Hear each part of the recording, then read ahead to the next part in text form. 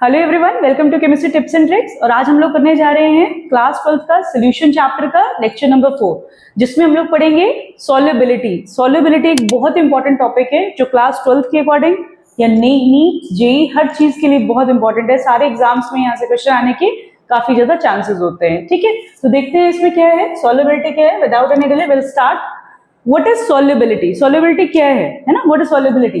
So solubility of a substance is its maximum amount that can be dissolved in specific amount of solvent. एक particular amount of आपने solvent लिया, उसमें किसी भी substance का कितना अमाउंट डिसॉल्व हो सकता है वो उसकी सॉल्युबिलिटी होती है ना। फिर से देखो क्या कह रहे हैं कि एक पर्टिकुलर अमाउंट ऑफ सॉल्वेंट में, ऐसे नहीं अगर आप सॉल्वेंट इंक्रीज करेंगे तो भी सॉल्युबिलिटी चेंज हो जाएगी, अगर आप सब्सटेंस का अमाउंट इंक्रीज करेंगे तो भी सॉल्युबिलिटी चेंज हो जाएगी। तो हम यहाँ बात कर रहे हैं एक पर्टिकुलर अमाउंट ऑफ सॉल्वेंट में कितना maximum amount of substance dissolve किया जा सकता है, वो क्या कहलाता है, सॉल्युबिलिटी ऑफ दैट सब्सटेंस। किन किन फैक्टर्स पर डिपेंड करती है सॉल्युबिलिटी, विल सी दैट। तो देखो यहाँ पे क्या दिया हुआ है, it depends upon nature of solute, solvent, temperature and pressure. तो बच्चे ध्यान दो, आपने पढ़ा था सोल्यूट क्या होता है, जिस चीज को हम डिसॉल्व कर रहे होते हैं, तो ये नेचर ऑफ सोल्यूट पे डिपेंड करेगा, ये नेचर ऑफ सॉल्वेंट पे डिपेंड करेगा। सॉल्वेंट जिसमें आप डिसॉल्व कर रहे हो, सपोज मैंने शुगर की सॉल्युबिलिटी चेक करनी है ना, तो शुगर मैंने डिसॉल्व करी तो शुगर क्या हो गया मेरा सोल्यूट, और वाटर में मैंने डिसॉल्व करा तो वाटर क्या हो गया, सॉल्वेंट, राइट। इसमें हम यहाँ पे देखेंगे what will be the effect of temperature, temperature कैसे इफेक्ट डालता है ना, और प्रेशर कैसे इफेक्ट डालता है। तो सबसे पहले हम सॉल्युबिलिटी के बारे में ये हमने समझा कि maximum amount of a substance that can be dissolved in a particular amount of solvent, उसे हम लोग सॉल्युबिलिटी कह रहे हैं। ये डिपेंड करता है नेचर ऑफ सोल्यूट पे, सॉल्वेंट पे, टेम्परेचर पे और प्रेशर पे। ठीक है, तो इस चैप्टर में, सिंस हमारे चैप्टर का नाम सोल्यूशन है, तो हम लोग यहाँ पे बात करेंगे किस तरह से जब हम किसी सॉलिड को लिक्विड में डिसॉल्व करते हैं तो क्या इफेक्ट आता है, या फिर हम गैस को लिक्विड में डिसॉल्व करते हैं तो क्या इफेक्ट आता है। तो दोनों की सॉल्युबिलिटी को हम यहाँ पे कंपैरेटिवली स्टडी करेंगे, राइट। तो solubility of a solid in liquid, first of all what we need to understand कि कैसे होती है जब हम एक सॉलिड को किसी लिक्विड में डिसॉल्व करते हैं तो क्या इंपैक्ट आता है। तो देखो यहाँ पे बच्चे एक सिंपल सा प्रिंसिपल आपको केमिस्ट्री में सीखना है। पोलर जो होता है, मतलब मैं आपको पहले ही बता रही हूँ यहाँ पे, पोलर जो होता है लाइक पोलर लाइक्स पोलर, ठीक है, ये बात ध्यान रखना। अब कुछ बच्चे कहेंगे मैम पोलर क्या होता है, इसको बारे में हम लोग पढ़ेंगे कि जब किसी सॉल्वेंट में पोलर की अगर मैं बात करूं तो पोलर हमारे क्या होते हैं, पोलर पोलर में डिसॉल्व होंगे और नॉन पोलर में। तो पोलर होते क्या है, जैसे मान लो मैंने कहा H2O, तो H2O में H और O के बीच में इलेक्ट्रोनेगेटिविटी डिफरेंस है, तो H2O हमारा एक पोलर सॉल्वेंट होता है, CH3OH हमारा एक पोलर सॉल्वेंट होता है। अगर मैं कहूँ नॉन पोलर सॉल्वेंट कौन से होते हैं, तो नॉन पोलर में हमारे जनरली वो सॉल्वेंट आएंगे जैसे जिनमें पोलैरिटी में डिफरेंस नहीं, जैसे आपने बेंजीन ले लिया, ये नॉन पोलर है ना, टॉलुइन हो गया, ये नॉन पोलर है। तो ये बहुत डिटेल टॉपिक है जिसको हम लोग क्लास 11th में डाइपोल मोमेंट टॉपिक में पढ़ते हैं। पोलैरिटी और नॉन पोलैरिटी के बारे में वहां पे बहुत अच्छे से समझाया जाता है, पर अभी हमें यहाँ पे थोड़ा सा लिमिट करना पड़ेगा क्योंकि अभी हमारा फोकस क्या रहने वाला है कि हेनरीज लॉ क्या है, उसकी एप्लीकेशंस क्या है और उसको किस तरह से उस पर बेस्ड न्यूमेरिकल्स पूछे जाते हैं आपके बोर्ड के एग्जाम में या फिर जेईई और नीट में किस तरह से इंपॉर्टेंट है। तो हमें इसको थोड़ा ब्रीफली पढ़ना है। तो सिंपल सी बात है, आप यहाँ पे ध्यान रखो लाइक डिसॉल्व लाइक के प्रिंसिपल को, है ना। तो जो एक जैसे होंगे वो एक दूसरे को लाइक करते हैं, तो वही प्रिंसिपल यहाँ पे अप्लाई करना है। तो पोलर सॉल्वेंट जो होगा उसमें पोलर मॉलिक्यूल सॉल्युबल होगा, नॉन पोलर सॉल्वेंट जो होगा उसमें नॉन पोलर मॉलिक्यूल सॉल्युबल होगा। तो सिंपल सी बात है, इनके बारे में भी हम क्वेश्चन वाइज एग्जांपल वाइज समझेंगे। तो ये हमने बेसिक चीज यहाँ पे समझी कि अगर हम नेचर ऑफ सोल्यूट और सॉल्वेंट की बात करेंगे तो आपने क्या देखना है, उनका पोलैरिटी का नेचर देखना है। अगर दोनों चीज पोलर है तो वो सॉल्युबल होंगी एक दूसरे में, अगर दोनों चीज नॉन पोलर है तो वो भी सॉल्युबल होंगी। अगर एक पोलर सॉल्वेंट को, मॉलिक्यूल को आप डिसॉल्व करोगे नॉन पोलर में तो वो इनसॉल्युबल हो जाएगा। तो इस तरह से हम कहेंगे nature of solute and solvent effect करता है सॉल्युबिलिटी को, राइट। नाउ अब हमें यहाँ पे समझना है, तो यहाँ पे देखो हम कुछ टर्म्स सीखते हैं क्लास 12th में। एक होता है सैचुरेटेड और एक होता है अनसैचुरेटेड सोल्यूशन। तो सैचुरेटेड सोल्यूशन और अनसैचुरेटेड सोल्यूशन की अगर हम लोग बात करेंगे तो उस केस में क्या होता है, अगर हम सिंपली देखिए तो ये हालांकि क्लास 9th में बताया जाता है आपको कि वो हमारा सोल्यूशन सैचुरेटेड कहलाता है जिसमें no more solute can be dissolve, है ना। जैसे मान लो आप किसी सोल्यूट को डिसॉल्व कर रहे हो, तो जब तक वो डिसॉल्व हो रहा है तब तक वो अनसैचुरेटेड है, जब वो डिसॉल्व होना बंद कर देगा तो क्या हो जाएगा, ये हमारा क्या हो जाएगा, बेसिकली सैचुरेटेड, है ना। A solution in which no more solute can be dissolved at same temperature and pressure is called saturated solution, है ना। आगे क्या दिया है, here there is a dynamic equilibrium between dissolved solute and dissolved solute and undissolved solute. Okay, a solution in which more solute can be dissolved at same temperature is called unsaturated. जब तक dissolve हो रहा है तब तक वो unsaturated है, और जब वो dissolve करना बंद कर देगा तो वो सैचुरेटेड सॉल्यूशन बन जाता है, राइट। तो ये डिफरेंस आपको 9th क्लास में बताया जाता है, तो यहाँ पे बेसिक वे में इन्होंने बताया हुआ है क्लास 12th में भी, तो आपको कंपैरेटिवली पता होना चाहिए कि एक सैचुरेटेड सॉल्यूशन होता है और एक अनसैचुरेटेड सॉल्यूशन होता है। नाउ द नेक्स्ट टॉपिक हमें यहाँ पढ़ना होता है, that is effect of temperature, very very important है ना। तो इफेक्ट ऑफ टेम्परेचर कैसे होता है, जनरली हमें क्या लगता है कि सॉल्युबिलिटी पे मतलब क्या इफेक्ट होगा, हमें एक बार हम इसको एनालाइज कर सकते हैं कि आप देखोगे, मान लो हम किसी सब्सटेंस को डिसॉल्व करते हैं और टेम्परेचर अगर हम इंक्रीज करते हैं तो हमारी सॉल्युबिलिटी क्या हो जाती है, जनरली अगर हम नॉर्मल केस देखते हैं तो हमें लगता है कि बढ़ जाती है। जैसे आप शुगर को देखोगे, शुगर को आपने डिसॉल्व किया पर्टिकुलर टेम्परेचर पे, when we increase temperature then what happens, और मोर अमाउंट आपका सॉल्यूट शुगर का डिसॉल्व होने लग जाता है। तो यहाँ पे भी हम स्पेशली देखेंगे कंपैरेटिवली कि क्या इफेक्ट होता है गैस को जब हम डिसॉल्व करेंगे या फिर हम सोल्यूट को डिसॉल्व करेंगे। तो जनरली अगर मैं बात करूं, मैं यहाँ पे दोनों केसेस अलग अलग ले रही हूँ कि मैंने यहाँ पे कहा कि एक केस है मेरे पास सॉलिड इन लिक्विड, है ना, हम सॉलिड को लिक्विड में डिसॉल्व कर रहे हैं, और दूसरा केस है मेरे पास गैस इन लिक्विड। लिक्विड को अभी हम मान के चल रहे हैं कि वो सॉल्युबल होते हैं। हम ये दो केसेस यहाँ पे डिस्कस करेंगे कि पहला केस हम लोग कंपैरेटिवली करेंगे कि इफेक्ट ऑफ टेम्परेचर क्या होगा जब हम किसी सॉलिड को लिक्विड में डिसॉल्व करते हैं। तो बच्चे जब आप इसका इफेक्ट देखेंगे ना, तो आपने जब टेम्परेचर का इफेक्ट अंडरस्टैंड करना है ना, जब आपको टेम्परेचर का इफेक्ट पढ़ना है तो आपने केवल अपना जो क्लास 11th में आपने एक प्रिंसिपल पढ़ा था, ली चैटलियर प्रिंसिपल, ये इस चीज पे ही डिपेंड करता है। ली चैटलियर प्रिंसिपल के अकॉर्डिंग हम लोग यहाँ पे देखेंगे कि सॉल्युबल होगा या नहीं होगा, टेम्परेचर का क्या इफेक्ट होगा। तो ली चैटलियर प्रिंसिपल हमारा क्या कहता था, है ना, अगर हमारी प्रोसेस डिसोल्यूशन प्रोसेस एक्सोथर्मिक होगी, एक्सोथर्मिक प्रोसेस होगी, तो उस केस में क्या होता है, लो टेम्परेचर फेवरेबल होता है। लो टेम्परेचर फेवरेबल का मतलब क्या हो गया, अगर एक्सोथर्मिक प्रोसेस है तो यहाँ पे देखो क्या लिखा हुआ है, the dissolution process is endothermic, the solubility should increase with rise in temperature, और अगर प्रोसेस एक्सोथर्मिक है तो solubility should decrease with temperature। तो जब भी एक्सोथर्मिक प्रोसेस होते हैं तो लो टेम्परेचर फेवरेबल होता है। तो वी कैन से दैट कि फॉर एक्सोथर्मिक प्रोसेस मतलब क्या होगा, solubility decreases with increase in temperature, we can say that, okay, ये हमने किया। And for endothermic process, I hope आप सबको ये पता होना चाहिए कि एंडोथर्मिक प्रोसेस क्या होती है, जिन प्रोसेस में हम लोग हीट देते हैं, ठीक है। तो यहाँ पे क्या होता है, यहाँ पे सॉल्युबिलिटी क्या करेगी, solubility increases with increase in temperature, right. ये चीज आपको कंसेप्चुअली क्लियर कर लेनी है, कोई भी क्वेश्चन आपका गलत नहीं होगा, ये कंसेप्ट आपका क्लियर होना चाहिए, क्योंकि डिपेंड करता है कि जब तुम किसी सॉलिड को डिसॉल्व कर रहे हो तो वेदर इट इज एक्सोथर्मिक और एंडोथर्मिक, और उस बेसिस पे हम डिसाइड करेंगे कि हमारी प्रोसेस कैसी होगी, हमारी सॉल्युबिलिटी इंक्रीज होगी या डिक्रीज होगी। बट अगर मैं गैस की बात करूं, if you talk about effect of temperature in case of gases, ठीक है, अगर मैं इसमें बात करूं तो हमेशा जनरली जो होती है ना, डिसोल्यूशन प्रोसेस होती है, तो इस केस में हमेशा देखा है कि solubility always decreases with increase in temperature। Gas के केसेस में हमेशा ऐसा होता है। Why it is so? It is because dissolution of gas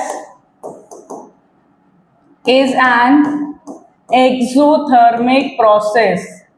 ये कंसेप्ट क्लियर कर लो, कोई कंफ्यूजन होगा ही नहीं, ये हमेशा ही एक्सोथर्मिक प्रोसेस होती है। और मैंने भी आपको बताया जब भी एक्सोथर्मिक प्रोसेस होगी तो आप टेम्परेचर इंक्रीज करेंगे तो सॉल्युबिलिटी क्या हो जाएगी, डिक्रीज करेगी। तो सिंस यहाँ पे क्वेश्चन आता है कि सॉल्युबिलिटी ऑफ जो गैस होती है वो हमेशा डिक्रीज करती है ना, मतलब किसी भी लिक्विड में जब हम किसी गैस को डिसॉल्व करेंगे तो सॉल्युबिलिटी डिक्रीज करती है with increase in temperature, that's okay, that is correct. Why? Because the process is exothermic in nature। जब भी हम किसी गैस को डिसॉल्व करेंगे तो प्रोसेस क्या होती है, हमेशा हमारी हीट रिलीज होती है, प्रोसेस हमारी होती है एक्सोथर्मिक। और बच्चे अगर एक्सोथर्मिक प्रोसेस है तो उस केस में तुम टेम्परेचर बढ़ाओगे तो क्या हो जाएगा, तो वो हमारी बेसिकली सॉल्युबिलिटी को डिक्रीज करेगा, राइट। तो ये हमें कंसेप्ट क्लियर होना चाहिए। This is all about the effect of temperature, it is written over there. यही चीज आपकी एनसीईआरटी कहती है, ये बात आपको पता होनी चाहिए और इसे दिमाग में बिल्कुल क्लियर करो कि भाई एक्सोथर्मिक, इस केस में जब हम सॉलिड को लिक्विड में डिसॉल्व करेंगे तो ये मैटर करेगा कि वेदर प्रोसेस एक्सोथर्मिक और एंडोथर्मिक, और अगर हमारा गैस को हम डिसॉल्व करेंगे तो हमारा बिल्कुल फिक्स है कि हमेशा क्या होगा, सॉल्युबिलिटी डिक्रीज करेगी। Let us understand the next effect, solubility of a gas in liquid. अगर मैं solubility of a gas in liquid की बात करूं तो ये भी हमने देखा, तो इस केस में ये इन्होंने कंपैरेटिवली बताया, पहले सॉलिड को लिया है फिर इन्होंने गैस को लिया, हम दोनों को साथ साथ इफेक्ट पढ़ रहे हैं। तो अब हम यहाँ पे टॉपिक पढ़ेंगे इफेक्ट ऑफ प्रेशर, जैसे टेम्परेचर का इफेक्ट है, अब हम पढ़ेंगे यहाँ पे प्रेशर का इफेक्ट क्या होगा, ठीक है, what is the effect of pressure, क्योंकि हमने ऑलरेडी देख लिया है कि नेचर ऑफ सोल्यूट और सॉल्वेंट में कैसे डिपेंड करती है सॉल्युबिलिटी। अभी मैंने आपको थोड़ी देर पहले बताया था, रिकॉल करो उसको, होपफुली आपको याद होगा। Like dissolve like, polar molecule polar solvent में डिसॉल्व होंगे, non polar molecule non polar solvent में डिसॉल्व होंगे। सिंपल। अभी हम इस पे क्वेश्चंस करेंगे, ठीक है, अभी हम इसकी प्रैक्टिस करेंगे। पहले अभी हम कंसेप्ट और थ्योरी पार्ट इसका फिनिश कर लेते हैं, देन विल सॉल्व क्वेश्चन और उसमें आपको अच्छे से क्लियर हो जाएगा, ठीक है। तो ये प्रेशर का अगर मैं इफेक्ट कहूँ तो आप सबको शुरू क्लास से पढ़ाया जाता है, शुरू क्लासेस जैसे मतलब आपकी जब 9th ऑनवर्ड्स आप जब सीरियस होते हो पढ़ने में तो आपको बताया जाता है सॉलिड इनकम्प्रेसिबल होता है, सॉलिड कंप्रेस नहीं होता है ना, जिसको अगर हम प्रेशर लगाएं तो हम उसके वॉल्यूम को कम नहीं कर सकते, है ना, इट इज इनकम्प्रेसिबल। लिक्विड भी इनकम्प्रेसिबल होता है, लेकिन गैसेस कैसी होती हैं, गैसेस कंप्रेसिबल होती हैं। तो अगर हम इस लॉजिक को अप्लाई करें तो क्या हमारा प्रेशर को कोई इफेक्ट पड़ना चाहिए, तो आंसर है नो। अगर मैं किसी सॉलिड को लिक्विड में डिसॉल्व करूं तो सिंस सॉलिड भी इनकम्प्रेसिबल है, लिक्विड भी इनकम्प्रेसिबल है, तो उस केस में there is no effect of pressure on solubility of solid in liquid. जब हम किसी सॉलिड को लिक्विड में डिसॉल्व करेंगे तो प्रेशर का कोई इफेक्ट नहीं होता, राइट, सिंपली, है ना, आपको इसको समझना है। और अगर मैं बात करूं effect of pressure in case of gases, तो बच्चे बिल्कुल एक्सपेरिमेंटली ये चीज देखी जाती है कि अगर हमने क्या किया, ऑन इंक्रीजिंग प्रेशर, अगर हम प्रेशर इंक्रीज करेंगे, ऑन इंक्रीजिंग प्रेशर, जब आप प्रेशर इंक्रीज करते हो, solubility of gas in liquid increases, ये बढ़ जाती है। जितना ज्यादा आप वेट लगाएंगे, जितना ज्यादा आप प्रेशर लगाएंगे, उतना ज्यादा गैस सॉल्युबल होती है। और यहीं से आपका आता है जो हमारा next topic, that is Henry's law. हम इसको डिटेल में पढ़ेंगे हेनरीज लॉ में। हेनरीज लॉ बेसिकली हमारा डील करता है effect of pressure on solubility of gas in liquid. जब हम किसी गैस को लिक्विड में डिसॉल्व करते हैं तो what is the effect of pressure, that we studied under the law, that is Henry's law, जो कि बहुत ज्यादा इंपॉर्टेंट है बच्चे, इसको ध्यान से करना होता है, ठीक है। तो ये हमने बेसिक चीज सीखी अबाउट सॉल्युबिलिटी, जिसमें वो फटाफट से देखो भाई, स्टार्टिंग से देखेंगे हम लोग। तो हमने पहले देखा सॉल्युबिलिटी है क्या, व्हाट इज सॉल्युबिलिटी। तो हमने इसमें देखा कि the solubility of a substance is its maximum amount that can be dissolved in a specific amount of solvent, है ना, मैक्सिमम अमाउंट जो हमारा डिसॉल्व किया जा सकता है स्पेसिफिक अमाउंट सॉल्वेंट में, उसे हम सॉल्युबिलिटी बोलते हैं। फिर हमने देखा कि जब हम किसी सॉलिड को लिक्विड में डिसॉल्व करेंगे तो हमें क्या प्रिंसिपल फॉलो करना है, हमें लाइक डिसॉल्व लाइक का, मतलब polar likes polar, non polar likes non polar, मतलब लाइक डिसॉल्व लाइक प्रिंसिपल को फॉलो करना है, हमने ये इसके अकॉर्डिंग देखना है। नेक्स्ट हमने देखा कि अगर हमने सॉलिड इन लिक्विड को देखना है या फिर गैस इन लिक्विड को देखना है तो इफेक्ट ऑफ टेम्परेचर कैसे देखेंगे और प्रेशर कैसे देखेंगे। Now we are going to start question session, जिसमें हम लोग देखेंगे कि कैसे आपके एनसीईआरटी में क्वेश्चंस हैं जो आपको क्लियर होने चाहिए, तभी आपका कंसेप्ट अच्छा होगा और आपको कॉन्फिडेंस बिल्ड होगा कि हाँ मुझे टॉपिक समझ में आ गया। तो देखो भाई, पहला क्वेश्चन यहाँ पे एनसीईआरटी में जो दिया गया है, दैट इज, अगर आपसे पूछा जाए, यहाँ पे पूछना चाह रहे हैं, ये भी हमारा ऐसे ही होगा, ठीक है, suggest the most important type of intermolecular attractive interaction in the following pairs. तो क्लास 11 में बच्चे आपको एक चीज पढ़ाई जाती है कि किस तरह के फोर्स ऑफ अट्रैक्शन होते हैं। तो यहाँ पे पूछ रहे हैं किस तरह के इंटरमॉलिक्यूलर अट्रैक्टिव फोर्सेस होते हैं इनके बीच में। तो इसमें हम लोग क्या देखते हैं, तो जब भी आपको दिख रहा है एन हेक्सेन, एन ऑक्टेन, कभी भी आपको हाइड्रोकार्बन्स दिख रहा है तो उसका मतलब आपको पता होना चाहिए कि नॉन पोलर मॉलिक्यूल्स हैं। और जो नॉन पोलर मॉलिक्यूल्स होते हैं उसमें क्या होते हैं, वॉन डर वॉल फोर्सेस होते हैं, वॉन डर वॉल्स फोर्स ऑफ अट्रैक्शन, ठीक है। ये हमारे van der Waals force of attraction काफी वीक फोर्स होते हैं जो कि हमारे नॉन पोलर मॉलिक्यूल्स में होते हैं। I2 and CCl4, ये भी दोनों हमारे नॉन पोलर मॉलिक्यूल्स हैं, तो इसमें भी क्या होगा, इसमें भी वॉन डर वॉल्स फोर्स ऑफ अट्रैक्शन होता है। कंसेप्ट क्लियर करो भाई इसमें, क्योंकि इट्स वेरी वेरी इंपॉर्टेंट, ठीक है। Von der Waals force of attraction होगा इसमें भी। थर्ड आया आपका NaCl4 एंड वाटर। तो NaCl4 क्या हो गया, आयनिक है और ये पोलर है, तो हम इसमें बोलेंगे there would be ion dipole interaction, किस तरह का इंटरेक्शन है? Ion dipole interaction. ठीक है, इसे अच्छे से करना, क्योंकि पोलर मॉलिक्यूल्स में डाइपोल डाइपोल इंटरेक्शन होता है, तो सिंस यहाँ पे आयन है तो हम क्या कहेंगे? Ion dipole interaction, right. अब ये मीथेनॉल हमारा क्या होता है? पोलर। एसीटोन हमारा क्या होता है? ये भी हमारा कंपैरेटिवली पोलर ही होता है, तो हम इसे क्या बोलेंगे? There would be dipole dipole interaction. यहाँ पे भी आपका डाइपोल डाइपोल इंटरेक्शन होगा। यू कैन क्रॉस चेक, आपने खुद करना है, फिर उसके बाद आंसर चेक करना है कि whether it is you are correct और नॉट। एसिटोनाइट्राइल एंड एसीटोन, तो यहाँ पे क्या होगा बच्चे? अगेन एसिटोनाइट्राइल भी पोलर है और एसीटोन भी पोलर है। कभी कभी बच्चों को इस चीज में दिक्कत आती है कि मैम कैसे प्रेडिक्ट करेंगे विच इज पोलर और नॉन पोलर। जनरली मैं बता रही हूँ, जनरली ये केसेस अलग है। CCl4 में भी आपको दिखेगा C और Cl अलग हैं, तो वो चीजें यहाँ पे पूरा हमारा वेक्टर क्वांटिटी होती है डाइपोल मोमेंट, इसकी वजह से ये नॉन पोलर हो जाता है। तो जनरली जब तुम्हें इसमें डिफरेंस दिखाई दे एलिमेंट्स में, जैसे मतलब H2O में तुम्हें दिख रहा है H और O, CN में तुम्हें कभी भी अगर मॉलिक्यूल में मोर इलेक्ट्रोनेगेटिव एटम दिखाई दे रहा है, जो कि जैसे ऑक्सीजन है, नाइट्रोजन है ना, लाइक इस तरह के अगर तुम्हें मॉलिक्यूल्स दिखाई दे रहे हैं, तो वो जनरली क्या होता है? पोलर होता है। कभी कभी उसमें केसेस में अगर उसका अरेंजमेंट अलग है तो बदल जाएगा, अदरवाइज आप जनरल ट्रिक ये बना सकते हैं अपने लिए, so that you can do it. तो यहाँ पे भी क्या होगा? डाइपोल डाइपोल इंटरैक्शन होगा, राइट। तो ये हमने यहाँ पे समझा। ओके, चलो भाई, तो ये क्वेश्चन आपका डन होता है। Let's move to the next question. तो यहाँ ये क्या कह रहे हैं? amongst the following compounds identify which are insoluble। बहुत ही बढ़िया क्वेश्चन है बच्चे। among the following आपको ये बताना है कि कौन सा बेसिकली insoluble होगा, ठीक है, कौन सा partially soluble है और कौन सा highly soluble है। ठीक है, थोड़ा सा ये अलग से हो गया, मैं इसको अलग से कर देती हूँ। तो पहला इन्होंने पूछा है फिनॉल के बारे में, ठीक है। Before doing that what should you do? आपको पता होना चाहिए कि जितने ज्यादा OH ग्रुप होंगे किसी मॉलिक्यूल में, जितने ज्यादा OH ग्रुप होंगे उतना ज्यादा उसमें हाइड्रोजन बॉन्डिंग होगी और उतनी ज्यादा उसकी सॉल्युबिलिटी हो जाएगी, और जितना ज्यादा उसमें हाइड्रोकार्बन पार्ट होगा उतना ही वो कम सॉल्युबल हो जाएगा। आपने अपने इस कंसेप्ट को यूज करके इस क्वेश्चन को सॉल्व करना है। तो पहला इन्होंने दिया है फिनॉल। तो फिनॉल क्या होता है बेटे? फिनॉल बच्चे इसमें देखो ये ऐसे होता है। तो फिनॉल की अगर मैं बात करूं तो फिनॉल का स्ट्रक्चर ये होता है। तो आप देख रहे हैं यहाँ पे OH तो है, लेकिन यहाँ पे इतना सारा कार्बन कंटेंट भी है, तो इसको हम किस कैटेगरी में रखेंगे? तो इसको हम लोग कहेंगे this must B partially soluble. कैसा होना चाहिए? ये पार्शियली सॉल्युबल होना चाहिए। थोड़ा फास्ट करेंगे इसको हम। सेकेंड हमारा कौन सा दिया है? टोलुइन। तो सेकेंड इज टोलुइन। तो टोलुइन में क्या है?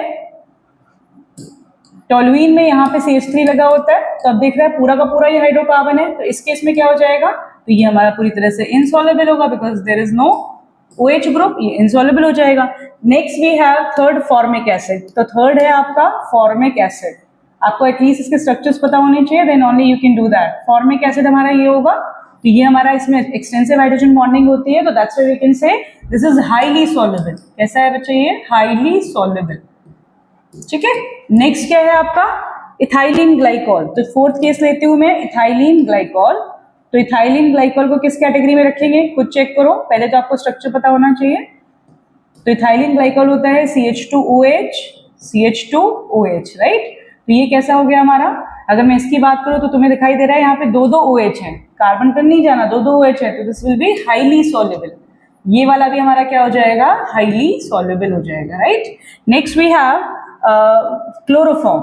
तो पांचवा केस मैंने लिया है यहाँ पे क्लोरोफॉर्म का। तो what is the formula of chloroform? तो CHCl3 इज द क्लोरोफॉर्म। आपको यहाँ पे दिख रहा है कहीं पे भी OH नहीं है, तो ये क्या होगा? ये वाटर में अगर हम इसकी बात करें सॉल्युबिलिटी को अगर हम लोग देखें तो क्या होना चाहिए? नहीं होना चाहिए, तो this must be insoluble. And last जो दिया हुआ है that is pentanol. Pentanol check करेंगे इसको। पेंटेनॉल का स्ट्रक्चर क्या होगा? CH3 CH2 CH2 CH2 CH2OH। तो आपको OH दिखाई दे गया, हालांकि इतना सारा कार्बन कंटेंट भी है, लेकिन अगर OH है ना, तो हाइड्रोजन बॉन्डिंग पॉसिबल है। हाइड्रोजन बॉन्डिंग पॉसिबल है तो क्या हो जाएगा? This must B partially soluble, right. ये आपको ध्यान देना है। तो ये क्या हो जाएगा? ये पार्शियली सॉल्युबल हो जाएगा। ओके एवरीवन, चलो भाई, तो ये हो गया हमारा क्वेश्चन नंबर 2 जो हमने यहाँ पे सॉल्व किया बेस्ड ऑन सॉल्युबिलिटी। जो सॉल्युबिलिटी का कंसेप्ट था उसको अप्लाई करके आपने बस इनके स्ट्रक्चर्स देखने हैं, देखना है OH यहाँ प्रेजेंट होगा वो वाटर में सॉल्युबल होगा। Polar dissolve in polar, non polar dissolve in non polar, right. अगर इन्होंने वाटर में सॉल्युबिलिटी पूछी है तो हमने यहाँ पे वाटर का कंसेप्ट यूज किया। Let's move to the next question and this is again very important question. यहाँ पे इन्होंने क्या पूछा है? Based on solute solvent interaction arrange the following in order of increasing solubility in normal octane. तो question है आपका कि when we will dissolve these compound in normal octane, तो ये इनकी सॉल्युबिलिटी का ऑर्डर बताना है। तो सबसे पहले बच्चे आपको क्या देखना है, आप इसका नेचर समझो। तो ये हाइड्रोकार्बन है, मैंने आपको भी बताया जो भी हाइड्रोकार्बन होगा वो कैसे होंगे, नॉन पोलर होंगे। तो नॉन पोलर सॉल्वेंट में बात हो रही है, तो सबसे पहले तुम्हें क्या देखना है, कौन सा है नॉन पोलर, वो सबसे ज्यादा होगा, और कौन सा है पोलर, वो सबसे कम होगा। पूरी तरह से जो आयनिक कंपाउंड होगा सबसे कम होगा। तो सिंपली देखो यहाँ क्या दिया है, KCl, CH3OH, CH3Cn and cyclohexane. बस अगर मैं देखूं तो सबसे ज्यादा सॉल्युबल क्या होना चाहिए, साइक्लोहेक्सेन, क्योंकि भाई why it is so, because ये पूरी तरह से नॉन पोलर है। और सबसे कम कौन सा होना चाहिए, KCl। क्यों भाई, बिकॉज ये पूरी तरह से आयोनिक है।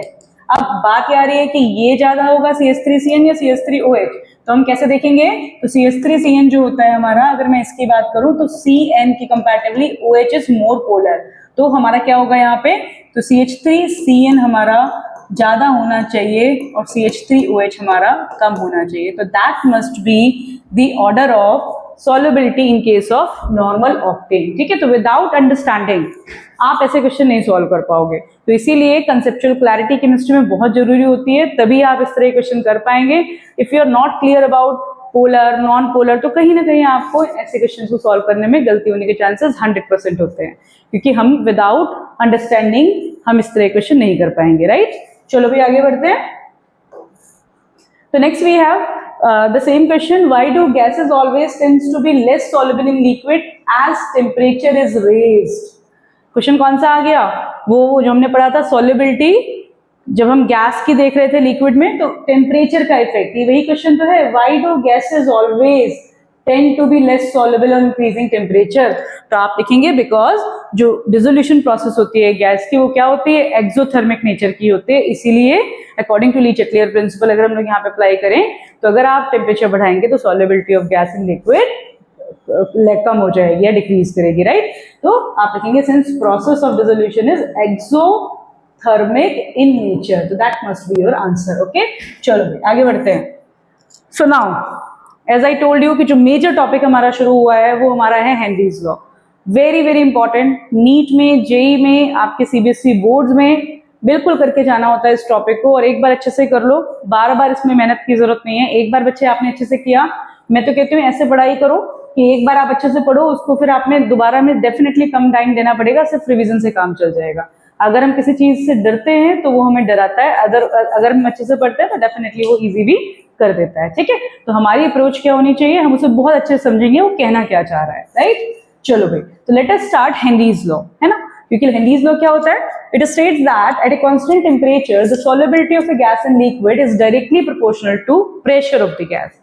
ध्यान समझो क्या कह रहा है ये कह रहा है जब हमारे पास टेम्परेचर क्या है, कांस्टेंट है, एट कांस्टेंट टेम्परेचर किसी भी गैस की सॉल्युबिलिटी लिक्विड में डायरेक्टली प्रोपोर्शनल होती है प्रेशर ऑफ द गैस के, है ना। मतलब जो हमने वहां पढ़ा था कि अगर हम प्रेशर इंक्रीज करेंगे तो सॉल्युबिलिटी ऑफ गैस क्या हो जाएगी, इंक्रीज कर जाएगी किसी पर्टिकुलर टेम्परेचर में। यही तो बात कह रहा है ये। तो सिंपली लॉ हमारा बता रहा है कि जब हम कांस्टेंट टेम्परेचर पे सॉल्युबिलिटी ऑफ गैस को देखेंगे तो जब वो प्रेशर बढ़ाएंगे तो सॉल्युबिलिटी ऑफ गैस इंक्रीज हो जाती है। ये जनरल स्टेटमेंट है, इसको अच्छे से बच्चे ऐसे डिफाइन करते हैं। अगर आपसे पूछा जाए लॉ डिफाइन करो तो आप ऐसे लिखना, the partial pressure of the gas in vapour phase is proportional to mole fraction of the gas and is expressed as. अब देखो इसीलिए आपको कंसंट्रेशन टर्म्स कराए गए थे, इस चैप्टर में पहले दिए हुए हैं, क्योंकि अभी जो पूरा चैप्टर आप पढ़ने वाले हैं हर जगह आपके कंसंट्रेशन टर्म्स जो आपने पढ़े हैं वो यूज होने वाले हैं। अब अगर आपको नहीं पता होगा मोल फ्रैक्शन क्या है तो आप कैसे आगे समझ पाएंगे। सॉल्युबिलिटी बच्चे, सॉल्युबिलिटी को हम लोग रिलेट करते हैं with that of mole fraction, है ना। तो जब सॉल्युबिलिटी पे बात हो रही थी उस समय डाल्टन काम कर रहे थे और डाल्टन ने टर्म मोल फ्रैक्शन का दिया था, उन्होंने इसके बारे में काम किया, उन्होंने बताया इसके बारे में। तो फाइनली इन्होंने बोला कि rather than writing like that कि at constant temperature solubility of gas is directly proportional to pressure of the gas, हम इसको मोल फ्रैक्शन की टर्म्स में डिफाइन करें तो हमारे लिए ज्यादा अच्छा है। तो इस लॉ को इन्होंने बना तो दूसरे फॉर्म में लिखा गया, the partial pressure of the gas in vapour phase is proportional to mole fraction of the gas in the solution. तो यहां से तुम्हारा फॉर्मूला बन गया P = KH × X। Very very popular. भाई मैं इसको इसलिए लिख रही हूं दोबारा, आप समझो। ये प्रेशर है, this directly proportional to mole fraction, ये X का मतलब मोल फ्रैक्शन है, अगर मैंने प्रोपोर्शनलिटी कांस्टेंट हटाया तो मैंने यहाँ पे क्या लिख दिया, KH इंटू काई, ठीक है। तो ये हमारा बन गया हेनरीज लॉ के अकॉर्डिंग फॉर्मूला। ये क्या है हमारा, प्रेशर को डिनोट करेगा, प्रेशर हो गया। KH हमारा क्या है, हेनरीज कांस्टेंट कहलाता है ये, जो हमने प्रोपोर्शनलिटी कांस्टेंट को हटाने के लिए यूज किया, हेनरीज कांस्टेंट है। और ये x क्या है हमारा, मोल फ्रैक्शन है ना। मोल फ्रैक्शन के बारे में ऑलरेडी पढ़ चुके हैं लेक्चर नंबर 3 में, ठीक है। अगर आपने नहीं देखा आप जाके उसको चेक करो। नेक्स्ट, अब देखो ध्यान देना, लॉ तो आपने सीख लिया, P equals to KH into X, हमारा ये बेसिकली लॉ हो गया। एक्स मैं इसलिए बोलूँ क्योंकि जनरली उसको एक्स ही प्रोनाउंशिएट करते हैं, वैसे नहीं तो काई इसका प्रॉपर सिंबल होता है, ठीक है। तो अब देखो यहाँ पे क्या क्या पॉइंट करना है, ये टेबल आपकी JEE NEET point of view से वेरी वेरी इंपॉर्टेंट, ठीक है। यहाँ पे कंसेप्ट बिल्ड होते हैं और उसको हम लोग सीखेंगे। तो क्या कह रहे हैं ये, देखो समझते हैं। अगर मैं इसकी बात करूं तो what can we understand from this table and all, क्या चीज आपके लिए यहाँ जरूरत है, हम इसको देखेंगे। तो देखो भाई, सी सिंपल सी बात है। अब हम यहाँ पे बात करेंगे KH की। तो as the value of KH increases at a given pressure, the solubility of gas in liquid decreases. ये कहां से आ रहा है, क्या कहना चाह रहे हैं, अभी हमने देखा from the Henry's law we know P equals to KH into, यहाँ पे मैं ये लिख रही हूँ x, ये क्या है, मोल फ्रैक्शन है। अगर मैं कहूँ एट अ गिवन प्रेशर, अगर आपको प्रेशर दिया गया है यानी कि फिक्स करा है प्रेशर को, तो हम क्या लिख सकते हैं, 1/KH इक्वल्स टू x, है ना। तो यहां से अगर आप मोल फ्रैक्शन में और KH में रिलेशन निकालेंगे तो क्या हो जाता है, तो मोल फ्रैक्शन जो है, यानी कि मोल फ्रैक्शन की बात करूं या फिर मैं इसको सॉल्युबिलिटी से रिलेट करूं, तो मोल फ्रैक्शन या solubility is inversely proportional with that of KH। ये सुनो, इसको इससे यहां से मैं समराइज कर सकते हो कि जो सॉल्युबिलिटी होती है वो KH के इनवर्सली प्रोपोर्शनल है। बच्चे ध्यान से देखना, हम ये डायरेक्ट ये लाइन लिख देते हैं, पर ये कहां से है ये लाइन, इसका मतलब ये है कि अगर मैं इसी को देखूं, इसी लॉ को देखूं, और उससे ही हमने देखा कि सॉल्युबिलिटी में और KH में इनवर्सली प्रोपोर्शनल का रिलेशन है, ठीक है। अब ध्यान से देखो क्या चीज बताई जा रही है आपको। अब आपने पढ़ा होगा कांस्टेंट के बारे में कि कांस्टेंट क्या होता है बच्चे। कांस्टेंट हमारा ऐसी चीज होती है जो कि हमारी फिक्स होती है और उसकी हमारी कांस्टेंट वैल्यू होती है। अब नोटिस करना, तो जो हमारा KH होता है, KH के 2 पॉइंट आपको बच्चे याद रखना है। क्या याद रखना है, पहली चीज जो KH होता है, it depends on nature of the gas. किस पे डिपेंड करता है ये, नेचर ऑफ गैस पे डिपेंड करता है। कैसे, मतलब देखो आपने देखा कि He के लिए 293 पे क्या वैल्यू है, KH की 144.97 किलो बार, ठीक है, ये आपने देखा। H2 के लिए सेम टेम्परेचर पे कितनी है, अलग वैल्यू है। N2 के लिए इसकी वैल्यू अलग है। तो यानी कि क्या हो रहा है कि सेम टेम्परेचर पे डिफरेंट गैस की इसकी वैल्यू डिफरेंट है। अब आप कहेंगे कांस्टेंट कैसे है, पर्टिकुलर गैस के लिए इसकी वैल्यू फिक्स है लेकिन डिफरेंट गैस पे के लिए इसकी वैल्यू अलग आती है। तो इसका मतलब क्या हो गया, ये नेचर ऑफ गैस पे डिपेंड करता है, पहला चीज। दूसरी चीज आप देखो, सेम गैस के लिए अगर हमने इसका टेम्परेचर बढ़ाया, लुक एट दी N2, ठीक है, इस पे देखो। तो पहले अगर हमने देखा 293 पे कितनी वैल्यू थी, 76.48, राइट। और अब हमने जब 303 टेम्परेचर किया तो कितनी हो गई, 88.84। तो मतलब क्या हुआ, as we increase temperature value of N2 क्या हो रही है, इंक्रीज हो रही है। सिमिलर अगर हम O2 के लिए चेक करें तो देखो 293 पे कितनी थी, 34, और अगर हमने देखा 303 पे कितनी हो रही है, 46.82 हो रही है, मतलब इंक्रीज हो रही है। तो इसका मतलब वी कैन से दैट कि जो KH है, वैल्यू ऑफ KH क्या हो गई, it is directly proportional to temperature. We can say that, yes और नो, कि टेम्परेचर अगर हम लोग बढ़ा रहे हैं तो वैल्यू ऑफ KH हमारी क्या हो रही है, इंक्रीज हो रही है। बस ये अंडरस्टैंडिंग चाहिए कॉम्पिटिटिव तैयारी के लिए कि कॉम्पिटिटिव मतलब क्या होता है, कॉम्पिटिटिव मतलब होता है किसी भी कंसेप्ट में क्या बात बताई जा रही है वो चीज आपको क्लियर होना चाहिए। तो आपको पता होना चाहिए जो KH है वो 2 चीजों पर डिपेंड करता है, what is the nature of the gas and what is the temperature, temperature से कैसा रिलेशन है। And since we have concluded कि सॉल्युबिलिटी और KH में कैसा रिलेशन है, इट इज इनवर्सली प्रोपोर्शनल, ये इनवर्सली प्रोपोर्शनल है। तो इसका मतलब अगर मैं तुमसे बात कहूं तो सिंस KH टेम्परेचर के डायरेक्टली प्रोपोर्शनल है तो सॉल्युबिलिटी टेम्परेचर की कैसी होगी, सॉल्युबिलिटी हेनरीज लॉ में बताता है कि जो सॉल्युबिलिटी ऑफ गैस की अगर मैं बात करूं तो ये टेम्परेचर के इनवर्सली प्रोपोर्शनल होती है। सिंस सॉल्युबिलिटी तुम्हारी KH के इनवर्सली प्रोपोर्शनल है, KH टेम्परेचर के डायरेक्टली प्रोपोर्शनल है, तो हम ये कह सकते हैं solubility of gas is inversely proportional to temperature. We can conclude this from here also. ये लॉ इसको जस्टिफाई करता है कि solubility of gas and liquid की अगर मैं बात करूं तो टेम्परेचर बढ़ाने से वो कम हो जाती है, ठीक है। तो ये एक बहुत इंपॉर्टेंट मेजर इंपॉर्टेंट एप्लीकेशन होता है हेनरीज लॉ का। एप्लीकेशन की बात मैं कहूं कि अंडरस्टैंडिंग हम इससे कंक्लूड करते हैं। तो देखो भाई, तो यहाँ से इसीलिए इसी टॉपिक पे क्वेश्चन बनता है कि जो हमारे एक्वेटिक स्पीसीज होते हैं, जो जलीय जंतु होते हैं, they are more comfortable at lower temperature, है ना। जब हमारा कम टेम्परेचर होता है तो वो ज्यादा कंफर्टेबल होते हैं। सिंपल सी बात है। जो हमारे एक्वेटिक एनिमल्स हैं उन्हें भी क्या चाहिए, उन्हें भी ऑक्सीजन चाहिए। और अभी आपने देखा टेम्परेचर बढ़ाएंगे तो सॉल्युबिलिटी ऑफ गैस क्या हो जाएगी, कम हो जाएगी। तो सॉल्युबिलिटी कम हो जाएगी तो क्या हो जाएगी, वो अनकंफर्टेबल हो जाएंगे। तो दैट इज द रीजन कि जो हमारे एक्वेटिक स्पीसीज होते हैं, एक्वेटिक एनिमल्स होते हैं, they are more comfortable in cold water than hot water. तो ये चीज भी हम कंक्लूड करेंगे from the Henry's law. Very very important application.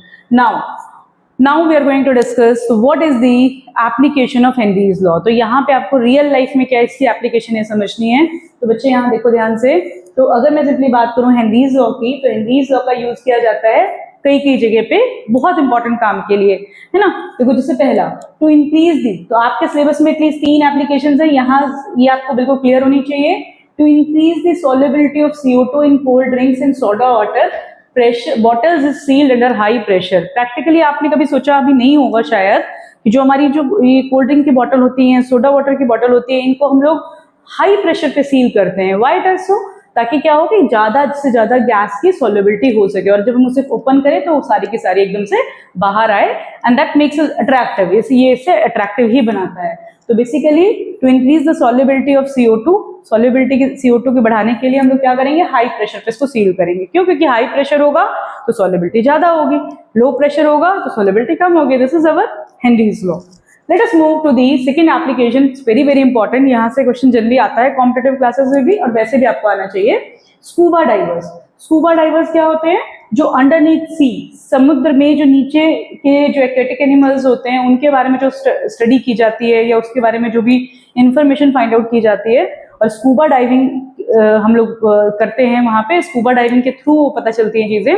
तो जो स्कूबा डाइवर्स होते हैं, जो अंडरनीथ सी काम करते हैं, सी के जस्ट नीचे काम करते हैं, तो उस केस में बच्चे देखो क्या होता है, यहाँ पे भी हेनरी का एप्लीकेशन है।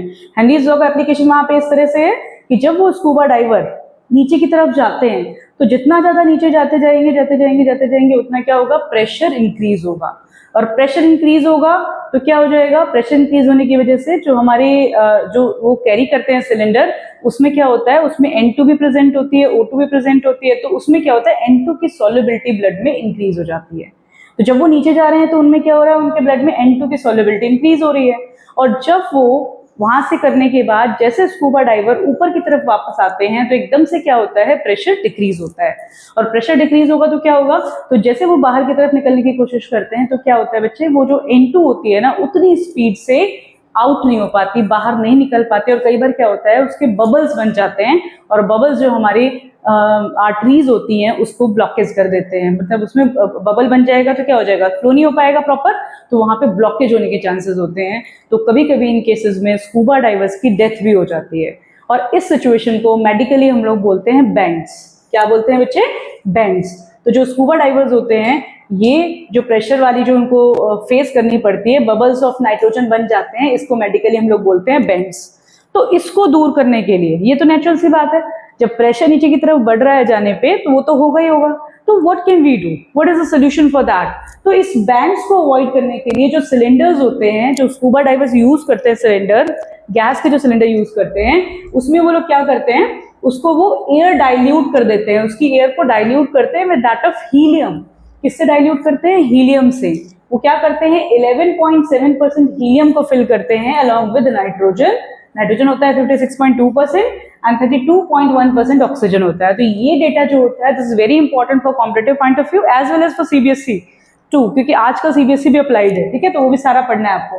तो हीलियम गैस को हम लोग डालते हैं, तो क्यों डालते हैं हीलियम को, क्योंकि ये सॉल्युबल नहीं होती है ब्लड में, और ये सॉल्युबल नहीं होगी तो क्या होगा, वो जो चांसेस होते हैं एक्सेस नाइट्रोजन के डिसॉल्व होने के, और वो फिर वो बेंड की सिचुएशन क्रिएट होती है, तो वो अवॉइड की जा सकती है। तो that is the reason. Okay, तो ये हमने देखा इसका सेकेंड एप्लीकेशन कि बैंड्स को अवॉइड करने के लिए हम लोग यहाँ पे हीलियम यूज करते हैं, और ये भी हमारा एप्लीकेशन है हेनरीज लॉ का। नेक्स्ट देखो भाई, what happens at high altitude? At high altitude the partial pressure of oxygen is less than that at the ground level.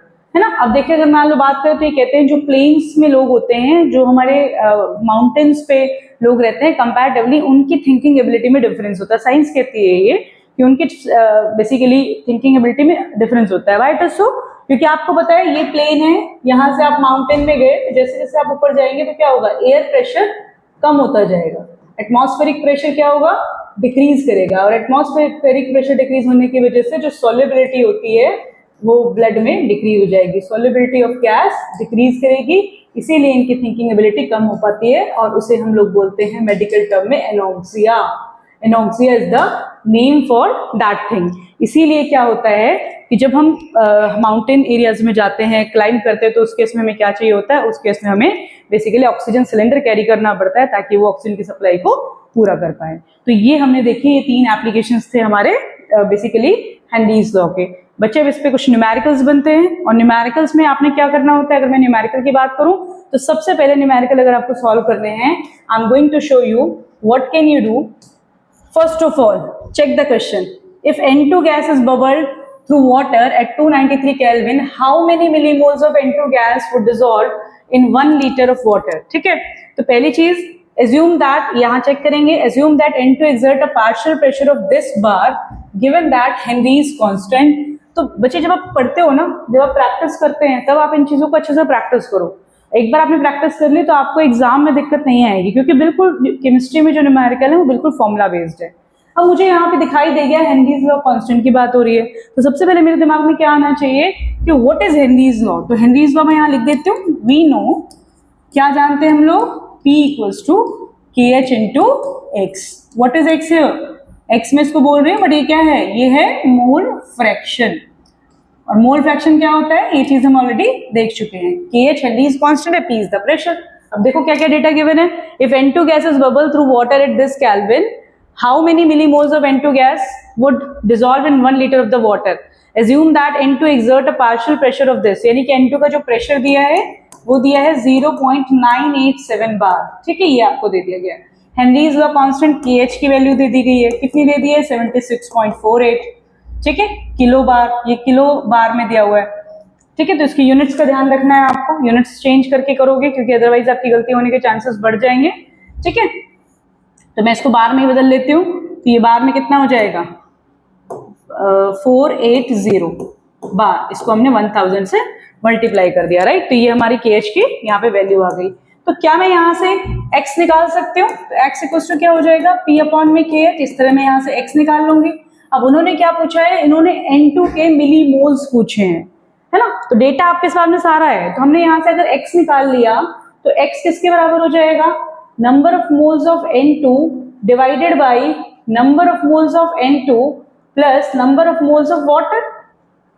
Clear करो इसे अच्छे से, कोई दिक्कत वाली बात नहीं है। अब क्वेश्चन क्या है, ये आपको पता चल गया, N2 आपने निकालना है, ये भी आपको डेटा में निकालना है। क्या नंबर ऑफ वाटर गिवन है, तो नंबर ऑफ वाटर के लिए जरूर से क्वेश्चन में आपको हिंट दिया गया होगा। तो यहाँ इन्होंने लिख दिया 1 लीटर ऑफ वाटर। बच्चे जब भी 1 लीटर ऑफ वाटर दिया जाए ना, तो इसका मतलब आपको मास ऑफ वाटर गिवन है। तो हमेशा आपको मास ऑफ वाटर कितना लेना है, क्योंकि डेंसिटी हमारी 1 के अकॉर्डिंग लेते हैं, तो मास ऑफ वाटर हमारा होता है 1000 ग्राम। ये चीज ध्यान रखने की है, ये चीज यहाँ पे हिडन टिप है क्वेश्चन में, जो कि आपको क्लियर होना चाहिए। तो इतना मास हो गया, तो what will be the number of moles of water, तो वाटर के क्या हो जाएंगे, तो गिवन मास आपका 1000 है, मोलर मास होता है वाटर का 18, तो दिस विल बी 55.5 समथिंग, ये हमारा इतना हो जाएगा। ओके, तो ये तुम्हारा डेटा आ गया। यहाँ से तुम बेसिकली इसकी x की वैल्यू निकालोगे, मोल फ्रैक्शन निकालोगे, क्वेश्चन में पुट करोगे and you will get the answer. तो लेट्स चेक कैसे किया है सॉल्व, इसको देख लेते हैं। तो देखो भाई, हेनरीज लॉ का अप्लाई करके पहले इन्होंने यहाँ पे मोल फ्रैक्शन निकाला P/KH करके, तो यहाँ पे इन्होंने सिंपली निकाला, तो ये वैल्यू आ गई आपकी मोल फ्रैक्शन की इतनी, है ना। अब लिखा है since number of moles of N2 number of moles of water बहुत ज्यादा होंगे N2 कंपैरेटिवली, तो इन्होंने अप्रॉक्स करके number of moles of N2 same फॉर्मूले से निकाल लिए, और फाइनली उन्होंने मिली मोल्स पूछे हुए हैं। तो NN2 इक्वल्स टू क्या हो गया, number of moles of water into mole fraction. Direct हमारा क्वेश्चन हो जाएगा। तो इसको टफ नहीं करना है, पहले से समझो क्वेश्चन क्या कह रहा है। आपको दिख रहा है कि हेनरीज लॉ है, नेचुरली यहाँ पे फॉर्मूला का ही गेम होता है, फॉर्मूलाज में क्या चीज मिसिंग है आपको देखनी और उसको आपको निकालना है, राइट। ठीक है, चलो भाई नेक्स्ट देखो। तो नेक्स्ट क्वेश्चन हमारा यहाँ पे क्या कह रहा है, नेक्स्ट क्वेश्चन हमारा है H2 is a toxic gas with rotten egg-like smell is used for qualitative analysis if the solubility of H2S in water at STP is this molar. Okay, very good. And calculate the Henry's constant. तो बच्चे यहाँ पे इन्होंने एक बहुत important hint दे दिया आपको, इन्होंने यहाँ पे आपको 0.195 मोलल दे दिया, और दूसरी चीज यहाँ पे बोलिए STP, तो कुछ डेटाज आपको क्लियर होने चाहिए। एट STP हम लोग जो प्रेशर लेंगे वो हम बार में 0.987 बार ही लेते हैं। It is not written over there, but आपको ये लेना है, ये बात आपको क्लियर होनी चाहिए। इस क्वेश्चन को सॉल्व करना है क्योंकि एनसीईआरटी क्वेश्चन है, इंटेक्स क्वेश्चन है, तो इसीलिए वो आपको अलग से नहीं बताएंगे, पर पेपर में हो सकता है हिंट दिया भी जाए। तो इतने मोलर का मीन्स क्या होता है? इतने मोलर का मीन्स होता है 0.195 moles of H2S is present in, किसमें प्रेजेंट है भाई? Is present in 1000 gram of water, क्योंकि ये मोलालिटी दी हुई है तो आपको यहां से पता चल गया। तो नंबर ऑफ मोल तुम्हें H2S के पता चल गए, कितने हैं? 0.195। Number of moles of water आप निकाल लेंगे तो कितना हो गया आपका? 1000 डिवाइडेड बाई 18, तो दोनों के आ गए। तो क्या मैं यहाँ से x निकाल सकती हूँ? NH2S अपॉन में NH2S प्लस n वाटर। तो can we get from here x, यहाँ से हमारा मोल फ्रैक्शन आ जाएगा। p आपका दिया हुआ है, what is p? This is 0.987 bar, इतना दिया हुआ है। तो फिर हम फाइनली फॉर्मूला लगाएंगे p equals to KH into x। तो हमारा KH कितना हो जाएगा? p अपॉन में x। तो विल गेट द आंसर। ऐसे करके हम इसको सॉल्व करेंगे और हमारा सिंपल आंसर आ जाएगा। चलो फटाफट से एक बार स्क्रीनशॉट लो और इसे चेक करो क्या कह रहा है सोल्यूशन। ठीक है, देखो डायरेक्ट लिखा हुआ है इतने मोल इन 1 किलोग्राम ऑफ सॉल्वेंट, का मतलब बता दिया गया कि ये हमारे नंबर ऑफ मोल्स दिए हैं कितने? 0.197, और यहाँ से आपने वाटर के निकाल लिए, दोनों को सॉल्व किया तो x की वैल्यू आ गई 0.0035, राइट। प्रेशर कितना लेंगे STP पे? 0.987। हेनरीज लॉ अप्लाई किया और इससे हमने KH निकाल दिया। तो बच्चे देखो बिल्कुल फॉर्मूला बेस्ड न्यूमेरिकल्स हैं, है ना। जब आप इसे लगाओगे, थोड़ी सी अच्छे से प्रैक्टिस करो, डेफिनेटली आप कर पाओगे, इसमें कोई आपको वरी की कोई जरूरत ही नहीं है। Henry's law is very very important concept, तो लेकिन इसके न्यूमेरिकल उतने ही आसान है ना। यहाँ तो भी हमने 2 क्वेश्चंस किए हैं, हम इसमें और क्वेश्चंस भी कर सकते हैं, पर थोड़ा सा टाइम लिमिट की वजह से I need to finish it right now. अब मैं यहाँ पे फिनिश करूंगी क्योंकि मेरे अदर क्लासेस का भी टाइम हो रहा है। तो अगर आपको इसके अलावा जो एनसीईआरटी क्वेश्चन है उसमें कोई दिक्कत आए तो डेफिनेटली आप बताओ, आप कमेंट बॉक्स में मैसेज कर देना। तो डेफिनेटली आई टेक क्लास जिसमें मैं आपको उसके बारे में बताऊंगी और आप उसे अच्छे से क्लियर कर लोगे। ओके एवरीवन, तो मिलते हैं नेक्स्ट वीडियो में। Thank you so much, bye bye.